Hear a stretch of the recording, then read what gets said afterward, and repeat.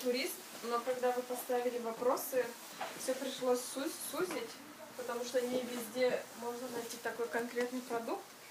Поэтому этнофутуризм у нас относится, например, как называется, живопись или как-то? Живопись. В общем, изобразительное искусство, раз, то есть картины получается конкретно.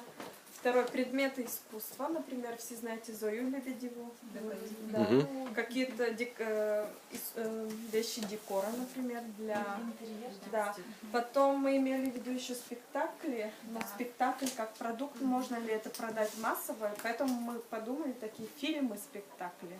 То есть заснять как фильм, как продукт Спектакли получается. тоже, кстати, свою работу продавать для оформления картин, оформления сцены необычно, вот это вот все, оформление тела, допустим, для спектакля, то есть это тоже картина. И дальше кому?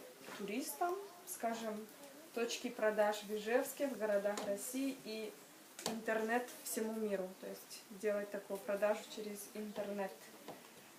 Дальше, каким образом все это продавать? Наверное, эффект бурановских бабушек, чтобы это было популярно, надо выиграть в каком-то престижном конкурсе.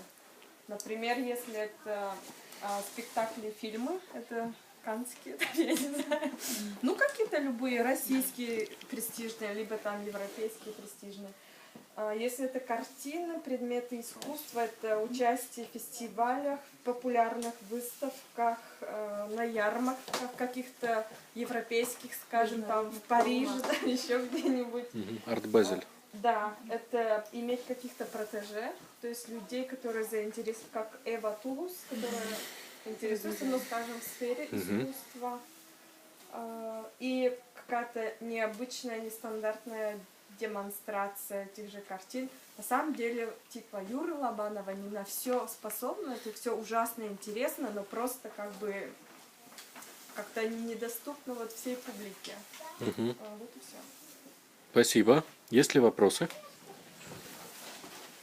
А насколько этнофутуризм доступен массам? Он ужасно интересен, потому что то, что я, например, в Хельсинки с людьми говорю, со своим студентом преподаю, с французами, с которыми я общаюсь, вот то, что такое искусство, натуральное, качественное, очень интересно. Возможно, в России еще нет такого уровня, когда люди начинают там что-то собирать, ну, по крайней мере, в Ижевске. Но я сама с удовольствием бы купила, приобрела такие вот вещи, но их невозможно купить нигде.